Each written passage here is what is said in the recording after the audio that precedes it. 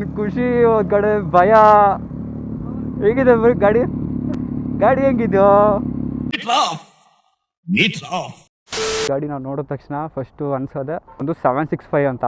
But ಈ ಗಾಡಿ 765 ಅಲ್ಲ, ಇದು ಒಂದು 675 ಮಿಡಲ್ ವೆಯ್ಟು 600cc ಗಾಡಿ, which produces around 77 bhp and 53 Nm torque ಇದೆ. ಯಾಕಂದರೆ ಡೆಟೋನಾದಲ್ಲಿ ನಮಗೆ 116 ಹಾರ್ಸ್ ಪವರು.